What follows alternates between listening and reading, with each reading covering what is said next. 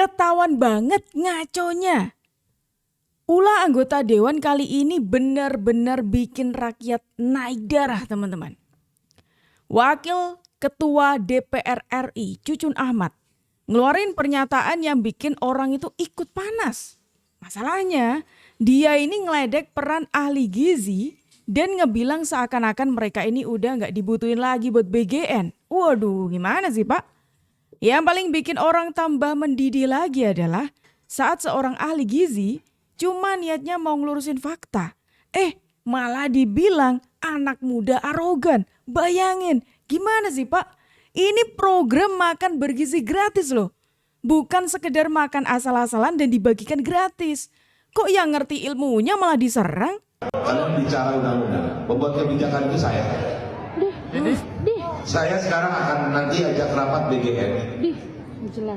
Akan merubah diksi daripada ahli gizi ini adalah satu tenaga pengawas, tenaga yang menangani gizi. Tidak perlu ahli gizi. Saya tidak tahu juga apakah kemarin saat rapat dengan Kemenkes, apakah melibatkan juga Persagi atau tidak. Nah, jadi nanti ke depannya mungkin BGN bisa berkolaborasi dengan organisasi profesi Persagi.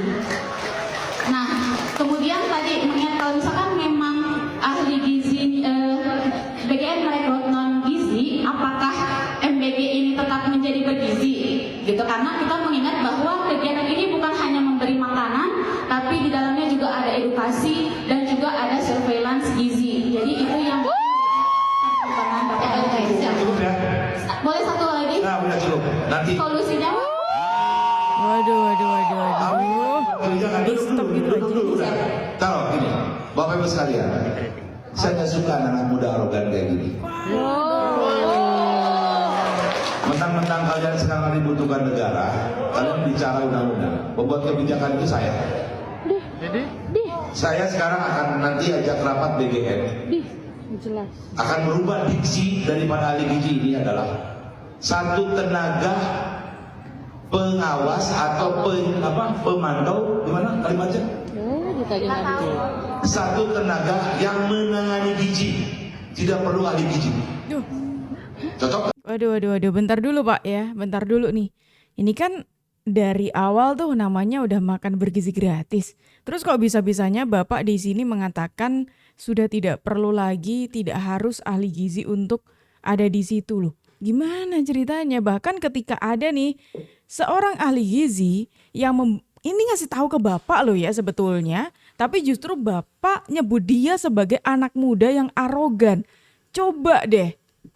Coba kalian bisa putar lagi teman-teman videonya. Coba kalian dengarkan dengan seksama apa yang sudah dijelaskan oleh mbak-mbak tadi. Apakah dia nampak arogan? Kan enggak. Disampaikan dengan cara yang baik. Kenapa bisa disebut itu arogan? Yang jadi pertanyaan berikutnya adalah, ini orang tuh sebetulnya siapa sih? Dr. Haji Cucun Ahmad Samsurijal SAG MAP adalah anggota DPR RI dari fraksi PKB. Putra asli orang Bandung ini terpilih sebagai anggota DPR RI dari Dapil Jawa Barat II. Politikus kelahiran Bandung 8 November 1972 ini saat ini menjabat Wakil Ketua DPR RI dan anggota Komisi 3. Sebelum menamatkan program doktoral di Universitas Pajajaran, Kang Cucun adalah seorang santri tulen. Dia pernah nyantri kepada Kiai Haji M. Ilyas Ruhyat di Pondok Pesantren Cipasung, Jawa Barat. Cucun menamatkan pendidikan S1 Peradilan Agama di Institut Agama Islam Cipasung dan S2 di Universitas Pajajaran. Suami dari Eneng Sumiati ini dikaruniai 4 anak. Pada pemilu 2024 lalu, pria yang dikenal humoris namun tegas ini meraih suara terbanyak di Dapil Jabar II, yakni 267.788 suara dan mengantarkannya ke Senayan untuk ketiga kalinya berturut-turut. Haji Cucun Ahmad Syamsurijal, seorang anggota DPR, lebih tepatnya wakil Ketua DPR RI teman-teman dari fraksi PKB, yang mana dia lagi-lagi masuk dalam rentetan anggota DPR yang buat blunder lagi. Ya kalau kita dengar dari pernyataannya tadi wajar aja sih kalau sampai masyarakat itu jadi ikut geram gitu ya. Bukan cuma para ahli gizi tapi kita-kita nih yang tidak ada background ahli gizi juga ikut kesel dengar pernyataannya dari Pak Cucun tadi. Aduh, anggota DPR lagi. Ini singkat saja ya Pak. Kita Pak yang nggak butuh wakil rakyat modelan kayak Bapak. Beneran nggak butuh wakil rakyat yang kayak Bapak ini. Ini Bapak seharusnya sebagai wakil rakyat ya, mendengarkan suara rakyat ya Pak ya. Bukannya betul. di dalam forum diskusi malah nggak mau mendengarkan pendapat orang lain sampai selesai, motong-motong pendapat orang lain, ngata-ngatain orang lain. Arogan, Pak, kita nggak bodoh, kita bisa melihat, mendengar dan menilai. Bapak yang arogan di situ. Pakai bilang nggak butuh ahli gizi, kita yang nggak butuh Bapak, paham nggak sih? Nggak butuh Bapak, asli. Lagi jangan disamakan ya Bapak sama DPR yang selama ini isinya kebanyakan anggotanya itu nggak kompeten ya Pak, jangan disamakan, beda. Jangan disamain kata mbak-mbaknya tadi. Tapi emang benar jangan disamain. Karena rasa-rasanya yang kurang kompeten itu bukan kok ahli gizinya, tapi para anggota dewan yang kerap kali bikin blunder nggak jelas, yang justru bikin kita-kita nih yang harusnya Anda wakili itu merasa kesal gitu loh. Dan ingat Pak, nggak cuma netizen aja nih, nggak cuma rakyat aja yang kesal. Ini ada Mindra yang mulai turun tangan Pak. Tuh, nih akun resminya dari Gerindra sampai-sampai mengatakan seperti ini. Bahaya banget itu omongannya. Anggota DPR RI itu yang ngomong, bukan dari BGN. Gimana tuh teman-teman coba? Ini orang yang tadi itu memang dia itu sebagai wakil ketua DPR ya, bukan dari bagian BGN, terus sok-sokan mau ngasih pemaparan hal yang terkait dengan BGN. Saya sekarang akan nanti ajak rapat BGN, akan merubah diksi daripada ahli gizi ini adalah satu tenaga yang menangani gizi, tidak perlu ahli gizi. Nanti saya akan selesaikan di DPR. Ketika saudara di DPR, saya ketok, kita tidak perlu ahli gizi, tidak perlu persagi. Yang diperlukan adalah satu tenaga yang mengawasi gizi, tidak perlu ahli gizi. Selesai kali ini. Cocok? Dan cara arogansi dengan saya. Semua urusan Republik ini, saya tinggal dengan palu selesai. Saya itu gak mau dengar ada orang sombong karena saya ini ahli gizi. Boleh saya pakai SMS.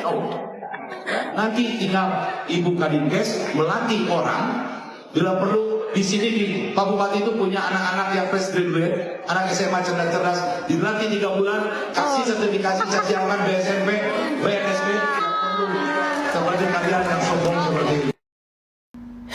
Oke, kita mulai dari awal ya. Video lengkapnya ada di IG Mas Wira di sini ya. Jadi saya paham bahwa pada saat ini memang sulit sekali mencari ahli gizi di lapangan. Nah, solusinya apa? Yang pertama, jika memang pada akhirnya tetap ingin merekrut dari non gizi, tolong tidak menggunakan embel-embel profesi ahli gizi lagi. Tapi cukup sebagai posisi pengawas produksi dan kualitas atau QA dan QC. Make sense ya buat saya juga nggak mau misalnya yang kerja astronot tapi dibilangnya ini tim dokter. Begitu juga sebaliknya. Terus yang kedua, dalam satu lingkup keilmuan yang sama aja, sesama dokter nih, itu udah pasti ada beda pendapat. Dan itu sebenarnya bagus ya, perdebatan diskusi secara ilmiah itu bagus. Tapi kalau keilmuannya udah beda banget, apalagi kalau membahas sesuatu yang bukan keahliannya, menurut saya jadi nggak masuk akal. Apalagi ini menyangkut program pemerintah yang penting ya kan? Iya dong, harusnya. Iya nggak sih? Penting kan? Solusi yang lain adalah BGN boleh berkolaborasi dengan organisasi profesi. Kita ini punya rumah, Pak, Bu. Kita punya rumah yang sangat besar bernama Persagi, yaitu Persatuan Ahli Gizi Indonesia. Setuju banget, ini juga win-win solution sebenarnya. Persagi bisa bantu fasilitasi staf ahli gizi yang kompeten, porsi kerja, fungsi, kewajiban, dan hak dari ahli gizi juga lebih jelas karena ada naungan Persaginya. BGN merekrut non-gizi, apakah MBG ini tetap menjadi bergizi? Gitu, karena kita mengingat bahwa kegiatan ini bukan hanya memberi makanan, tapi di dalamnya juga ada edukasi dan juga ada surveillance gizi. Ini menurut saya poin terpenting dari MBG, edukasi gizi. Gimana caranya anak-anak kita itu jadi melek soal pentingnya gizi? Kenapa sih harus mencukupi protein dan serat harian? Mana sih makanan yang harus lebih diprioritasin? Kenapa sih nggak boleh seblak setiap hari? Orang tuh nggak boleh disuapin ikan terus-menerus, harus dikasih alat pancingan supaya dia bisa mandiri, berdikari untuk mencari ikannya sendiri. Dan itulah kenapa penting ada ahli gizi dan perannya itu nggak bisa digantikan. Dan jujur ya, menurut saya ya, pemaparan oleh ahli gizi tadi dilakukan dengan baik, sopan, dan juga valid gitu argumennya. Saya agak bingung dan menyayangkan sebenarnya kenapa respon yang diberikan kepada ahli gizi ini itu seperti ini. Gimana kita mau bikin MBG jadi lebih baik kalau respon yang didapat itu udah defensif kayak begini? Saya juga sedih sekali sebenarnya, masih banyak yang meremehkan ahli gizi. Ahli gizi itu profesi loh Pak Bu, sama kayak dokter, nurse, nurse, notaris, pilot. Bapak mau kalau naik pesawat yang nerbangin anak SMA yang belajar 3 bulan terus kasih sertifikasi? Semoga bermanfaat. Sekian dari netizen yang cuma bisa bacot doang. Menarik nih, ini dari Dr. Dion Haryadi teman-teman.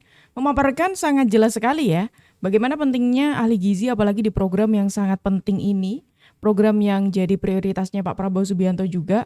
Program yang dari awal itu Pak Prabowo memang sangat berambisi untuk mewujudkan program ini karena melihat situasi di Indonesia, anak-anak di Indonesia ini sangat membutuhkan gizi yang cukup untuk nanti ini untuk jangka panjangnya teman-teman. Dan ini justru diremehkan gitu aja sama seseorang wakil anggota DPR dengan mengatakan tidak butuh lagi ahli gizi. Kok bisa? Bahkan ketika ada ahli gizi yang bersuara, dia menyebut ahli gizi tersebut sebagai anak muda yang arogan. Lebih arogan bapak loh. Aku nggak pernah. Ini mbak-mbak yang tadi nih teman-teman, yang tadi bersuara tadi, yang ahli gizi yang disebut arogan tadi. Sakit hati ini. Parah sih. Badan Gizi Nasional sendiri yang nyoreng etika profesi. Aku nggak pernah. Dari kejadian barusan teman-teman, ini menjadi tambahan dari rentetan blunder-blunder yang sudah dilakukan oleh DPR RI. Saya tuh nggak tahu ya kenapa para anggota dewan itu yang seharusnya mewakili suara kita nih justru seringkali melakukan blunder. Bahkan kalau kita bicara soal DPR, ini salah satu contohnya selain yang tadi dari Pak Cucun tadi, ini ada satu video yang bisa menunjukkan oh ternyata gini nih cara main kotornya DPR. Kalau makan uang haram kecil-kecil ya oke lah. Yang dikutip itu. Maksudnya boleh, nggak boleh banyak-banyak gitu. Makan uang haram sampai begitu berlebih, akhirnya Tuhan marah. Itu mas standar di dalam nilai hidup gitu. Nggak ada juga di dunia ini yang malaikat, nggak ada di dunia ini malaikat. Gitu loh. Tapi juga jangan jadi setan benar, gitu loh. Gimana? Maksudnya mau nyuri uang rakyat dikit aja nggak boleh gitu maksudnya, atau diwajarkan gitu maksudnya? Waduh, agak nggak beres ya ini orang ya. Anggota DPR ternyata mainnya kayak gitu ya. Pantas kalau sampai detik ini itu perampasan aset itu tidak segera disahkan. Alasannya kemarin kalau kita coba mengutip dari apa yang dikatakan oleh Ibu Puan Maharani, itu menyebut katanya kita tidak mau terburu-buru mengesahkan sebuah undang-undang. Katanya seperti itu. Lucunya adalah ketika undang-undang perampasan aset itu terus diulur-ulur, tapi DPR dengan sangat singkat bisa mengesahkan undang-undang yang mana itu menguntungkan DPR sendiri. Tapi giliran hal itu, undang-undang itu bisa menguntungkan rakyat, itu ya bisa lama prosesnya. Contoh seperti perampasan aset. Ternyata di balik itu semuanya, gini permainannya. Mereka semuanya mewajarkan. Oh nggak apa-apa kok makan dari hasil uang haram dikit. Kalau banyak ya nanti Tuhan marah. Lah, ya tetap aja nggak boleh Pak.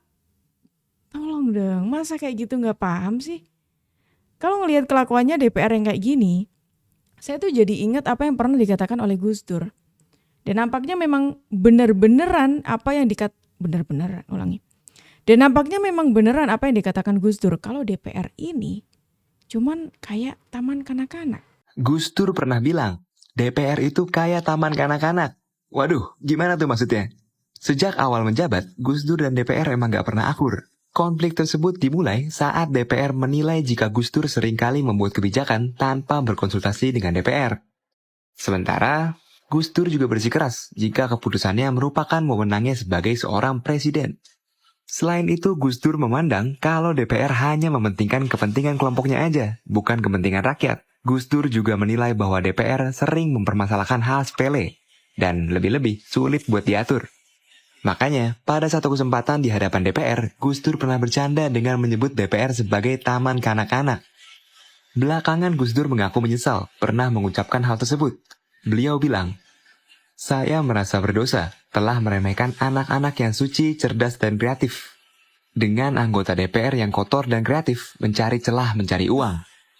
Kira-kira bercandaan Gus Dur waktu itu masih relevan gak ya? Masih relevan banget sih ya dengan situasi saat ini, apalagi kita punya buktinya tadi. Sangat relevan sekali. Memang kalau bicara soal duit gitu ya, itu mata-mata anggota dewan itu langsung ijo, teman-teman. Langsung ijo. Pokoknya apapun itu yang menguntungkan mereka akan bisa dipercepat. Tapi kalau itu menguntungkan untuk rakyat, ntar dulu deh, gitu. MBG nggak butuh ahli gizi. Lu udah pada lihat belum videonya? Oke, gue tunjukin sekilas nih. Saya nggak suka anak muda arogan kayak gini. Mentang-mentang kalian sekarang dibutuhkan negara, kalian bicara undang-undang, membuat kebijakan itu saya. Maaf Pak, pertama itu bukan arogan, itu namanya critical thinking. Sesuatu yang orang Indonesia tuh nggak banyak punya. Kedua, ya udah sesuai dengan porsi masing-masing. Bapak pembuat kebijakan, mbaknya ahli gizi. Itu kan yang disebut dengan meritokrasi. Lagian mbaknya tuh ngasih solusi, bukan nanya.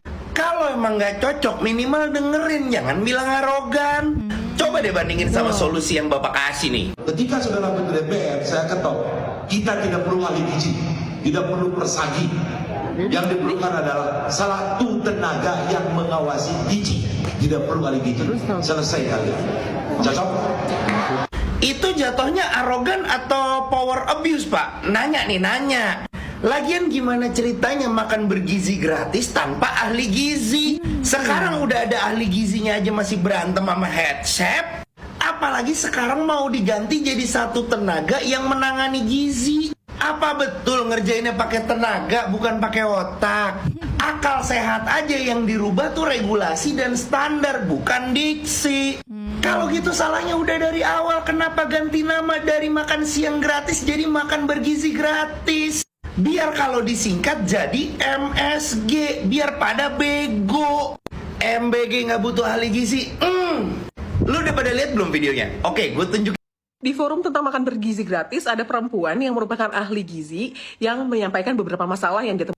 Assalamualaikum. Di forum tentang makan bergizi gratis, ada perempuan yang merupakan ahli gizi yang menyampaikan beberapa masalah yang ditemui di lapangan. Dia bilang, banyak loh posisi ahli gizi yang malah diisi sama orang yang bukan ahli gizi. Dia juga kasih solusi yang menurut saya pribadi sih sebenarnya fair ya. Dia nyaranin agar Badan Gizi Nasional kerjasama deh sama ahli gizi supaya kebutuhan tenaga profesionalnya terpenuhi. Dia juga bilang, penting banget loh ada ahli sanitasi di setiap SPPG supaya makanan yang dibagikan itu aman dan bersih. Ini kaitannya sama kasus keracunan. Nah, belum selesai dia ngomong, dia tuh dipotong sama Pak Cucun yang merupakan wakil DPR. Somehow Pak Cucun tuh kedengarannya offended ya, karena tiba-tiba dia motong dan bilang, saya nggak suka sama anak muda yang arogan kayak gini, mentang-mentang kalian tuh sekarang dibutuhkan negara, kalian bicara undang-undang, pembuat kebijakan tuh saya, dia bilang. Saya belum ketemu sih video full pertanyaan Mbak itu yang membuat Pak Cucun ngerasa tersinggung. Yang jelas pada saat itu Pak Cucun bilang bahwa dia akan membahas perubahan istilah jabatan dalam rapat BGN ini, dan ahli gizi diksinya itu rencananya akan diganti jadi pengawas gizi. Dan dia juga bilang bahwa posisi itu tidak harus diisi oleh ahli gizi secara formal.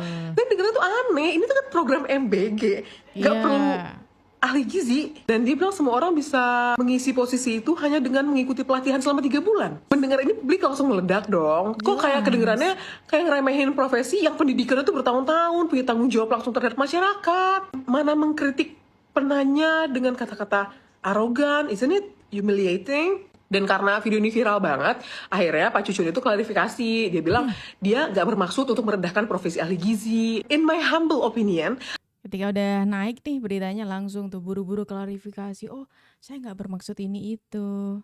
ahli gizi itu bukan cuma sekedar tukang ngitungin kalori. Mereka belajar biokimia, metabolisme, food safety, sanitasi, perencanaan menu, balance nutrition. Dan pelatihan 3 bulan tidak akan mengcover depth ilmu itu. Dan mengubah diksi ahli gizi menjadi pengawas gizi, itu bukan masalah semantik, itu tuh perubahan fungsi dan kompetensi gitu. Kalau fungsinya tetap memerlukan judgement ilmiah, maka tenaga profesional tetap diperlukan apapun namanya. Dan setidak-tidaknya dari video yang beredar ya, yang hanya sepotong itu, saya kan nggak tahu video full seperti apa. Tapi kritik dari ahli gizi itu sebenarnya konstruktif kok. Tidak terdengar seperti menyerang kebijakan. Dia memberi insight di lapangan yang mungkin, probably, nggak kelihatan di level pembuat kebijakan. Saya ingetin aja ya Pak Bu, bahwa cara komunikasi pejabat itu sangat mempengaruhi citra program di kami sebagai masyarakat. Memberikan embel-embel bahwa penanya tersebut adalah arogan, itu ngebuat substansi dari diskusi jadi kabur. Padahal isunya tuh penting banget. Tuh ya, ini sangat jelas sekali juga dijelaskan oleh mbak-mbak ini. Yang sebagai masyarakat awam ya, melihat situasi ini di mana ada ahli gizi yang disebut arogan tadi. Padahal apa yang dikatakan oleh ahli gizi ini tadi, itu sangat bagus kok. Dan itu sebetulnya sangat penting untuk disampaikan. Tapi kenapa kok rasa-rasanya justru itu dipotong gitu aja, malah lagi-lagi disebut itu arogan. Kan ya aneh gitu loh. Ya kan, apalagi program ini program yang penting banget, program yang jadi ambisi untuk Pak Prabowo wujudkan di era Pak Prabowo ini, di era pemerintahannya ini. Kira-kira gimana nih kalau menurut pendapat kalian? Silakan tulis pendapat kalian di kolom komentar teman-teman, dan sebelum meninggalkan video ini, jangan lupa di-subscribe dulu supaya kalian tidak ketinggalan info terbaru dari kita. Aku Juju pamit undur diri, sampai jumpa.